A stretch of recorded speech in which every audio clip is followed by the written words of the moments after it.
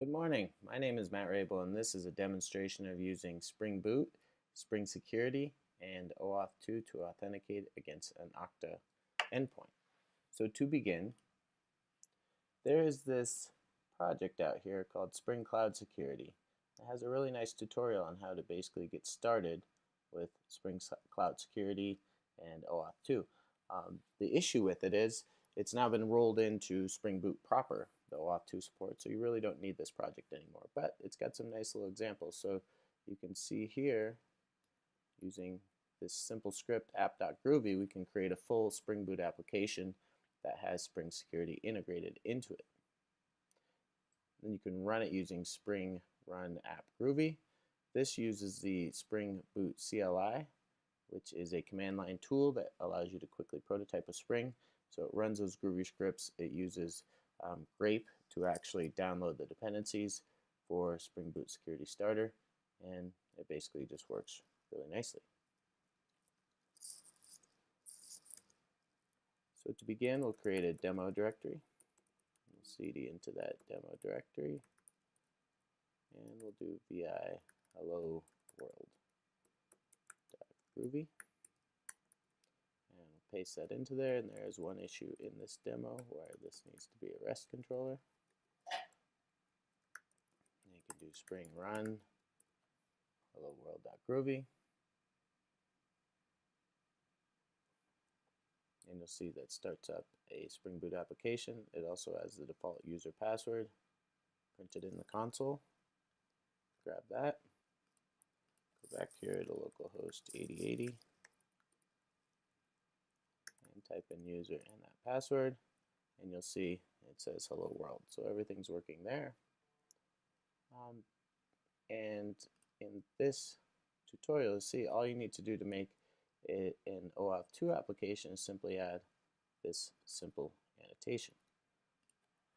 So we can close that, and we'll copy hello world to hello world or hello OAuth Groovy, and then we'll open hello OAuth, and we'll add that one annotation. And once you add that annotation, it basically expects a number of properties to be set. So we'll create an application.yml, and now we need to set up an OAuth 2 authentication server on Okta. So to create an account on Okta, you go to developer.okta.com and click on Getting Started. Then you enter your email, first name, last name, company. Click Get Started. You'll get an activation email, and you'll be good to go. As part of that, it gives you a developer instance that has a URL like this, dev-158606.oktapreview.com. And what you'll need to do is click on Admin, go into Security API, and click on Add Authorization Server. As far as the name is concerned, it doesn't really matter. You can do something like Optimus Prime, and you could say resource URI is something like auth is easy with Okta. Those values don't really matter a whole lot. And then you'll notice that it gives you a metadata URL. This is useful for the auth 2 endpoints. So we can copy and paste that. And then you'll also need to set up a couple access policies. So you can just say default policy.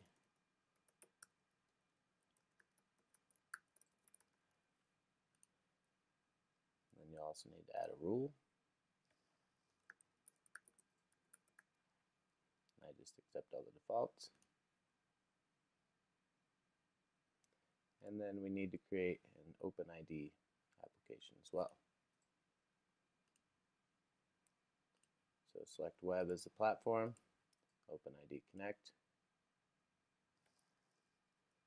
call OpenID Connect.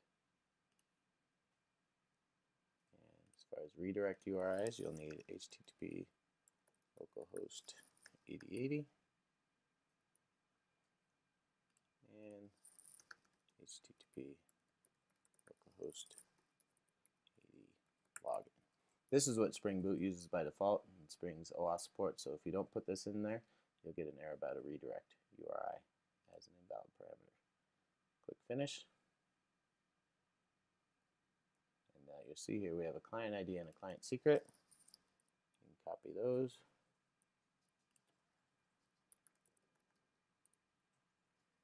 Use TextMate to make things a little easier. Client ID. Client secret. Then the access token URI we can get from our browser. So that will be this token endpoint.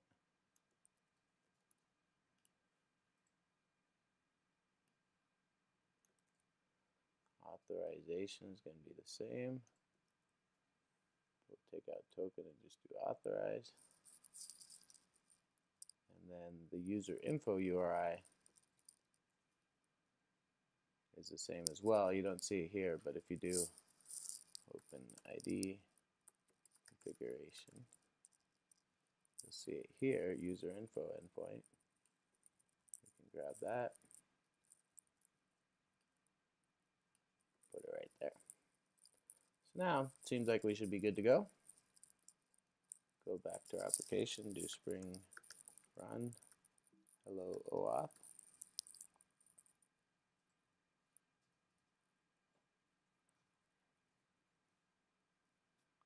Now if we go to our browser, localhost 8080, you'll see there's nothing really that's said here except could not obtain access token. But here it says no scopes were requested. So we need to add some scopes. So in here you can do scope, and you can do standard OpenID Connect scopes like OpenID, profile, and email. And then go back to our terminal, restart it.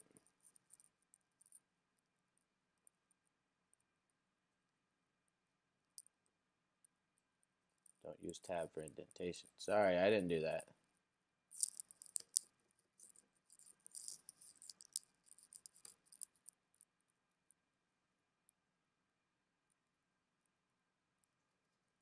Back to our browser. Gotta do localhost 8080 again. Now you see user is not assigned to the client application. So to fix that, we go in here to our OpenID Connect app, select a user, and click Done. Try it again.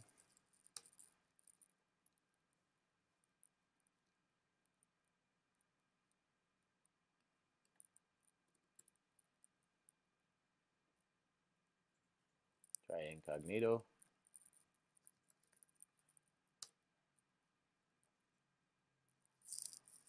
Now you see it takes us to the login form. And we can actually log in. Well, one enhancement we can make is to our actual file. We can actually get the principal from Java Security. So Java Security principal, and then we can say plus user.name. And now it'll print out hello Matt Rabel instead of just hello world.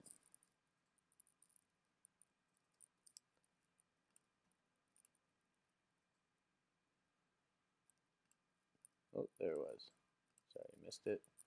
Localhost 8080. Doesn't like it in that window. New incognito window. Log in. And hello Matt Rabel. So there you go. This is how you authenticate with Spring Boot in OAuth 2 and Okta. Hope you've enjoyed this simple demo, and have a great day.